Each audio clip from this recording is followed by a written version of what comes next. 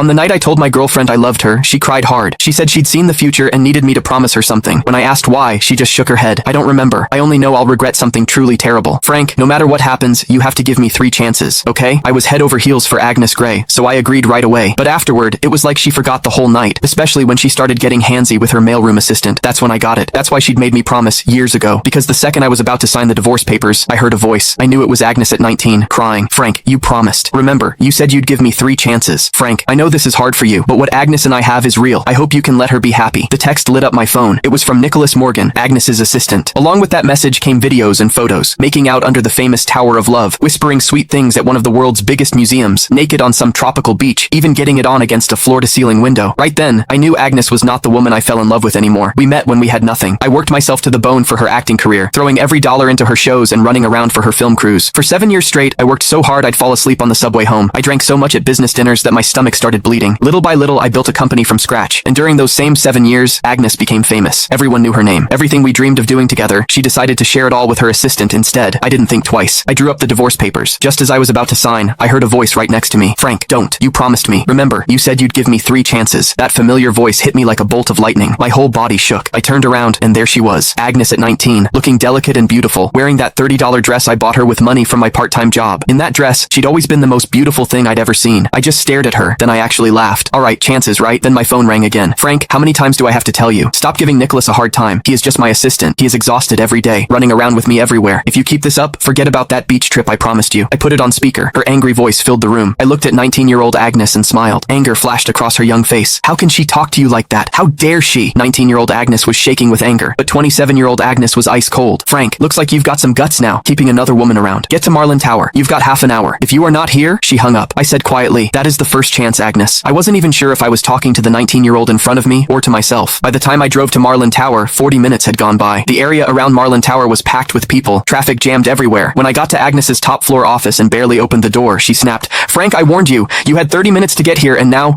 I cut her off, turned around, and flopped onto the couch like I didn't care. Nicholas was there too. He kept his head down, eyes all red, his right hand holding his left wrist. My attitude seemed to set Agnes off. She slammed her hand on the desk. Frank, what is with that attitude? You still won't admit you were wrong? But before I could say anything, Nicholas jumped in. It is nothing really, just a watch. Don't blame Frank. That just made Agnes angrier. But instead of yelling at him, she held back and softened her voice. How can you say it is nothing? He is so petty. He even tried to steal the birthday gift he gave you. Don't worry, I am not taking his side. Then she turned back to me, her voice sharp as a knife. Frank, I am giving you one last chance. Give Nicholas his watch back. I'd lost count of how many times this had happened. No matter how many times Nicholas set me up, no matter what I said, it never mattered. The woman who used to trust me completely now only doubted me. Couldn't be bothered to argue. I stood up, took off the old watch from my wrist. Click the link in my bio to get the full story for free.